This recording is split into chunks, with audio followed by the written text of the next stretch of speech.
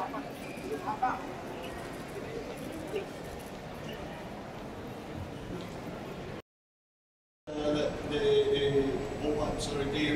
W is already providing an ID so that it's very easy for them to identify themselves. So isa lang nila makapasok sila sa lamang, avail sila ng services. At mabilis ang pagdaan sa kanila. Hindi na hinahanapan ng certificate, yung QR code, yung ID, etc. etc. Yung mukha na lang nila, soon, malapit na. Mukha na lang nila, ayun, hindi na kailangan ng passport, hindi na kailangan soon.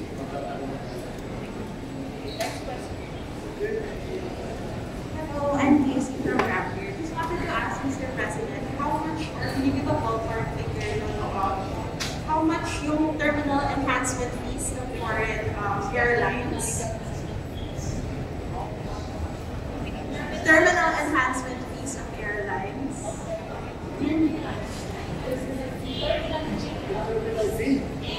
Oh, well, they are...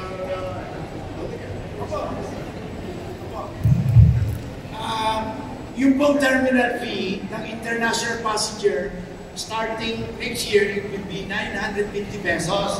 Yung domestic naman, 450 pesos. At magugulat po kayo, sa probinsya nga, international passenger will have to pay 800 pesos. Dito, 950 lang. At grabe ang service dito. Napakalaki pa ng facilities. Salamat po. Nakita niyo ba yung mga tulugan? Pahinga ng OFW lounge? Tsaka libre pagkain, tsaka OFW, meron sariling immigration, sariling line, kaya hindi na sila naantala, mabilis ang kilos. Yes, so that is Sir, good morning, good afternoon, Katrina Domingo from ABS-CBN. Sir, you mentioned about a facial recognition feature that will be rolled out soon. Can you give us more details about this program? Kailan po ang target? Magkano po ang gagastusin ng gobyerno? Will it be rolled out to OFW first or to the general public as a whole? No, that is the whole idea of the PPP. And this is the biggest PPP that the country has ever done. And by the way, it was the fastest that we were able to do because it was boosted very, very hard. Time ng partners na handang tumulong. You know, if you look at the financials of this project, hindi kikita. Pero, alam ko,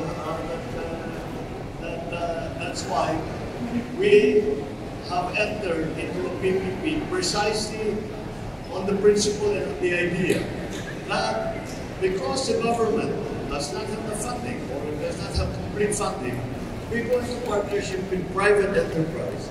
And the private sector takes the financial risk. The government takes the political risk, if you can call it that. Basically to provide the land, to provide all the permits, to provide all the licenses, etc. And whatever incentives can be negotiated between the private partner and the government. So these are ongoing by, you will see even more construction by the end of the year. Already, yung mga dinadaanan na you can see, isa na, yung pagdaan ng tao na mga sasakyan, yung mga hindi taxi, but yung hire cars, hindi nasa ilalim na, maganda na yung sistema. And I've been to this airport, I don't know how many times, and it's the nicest that I've seen there.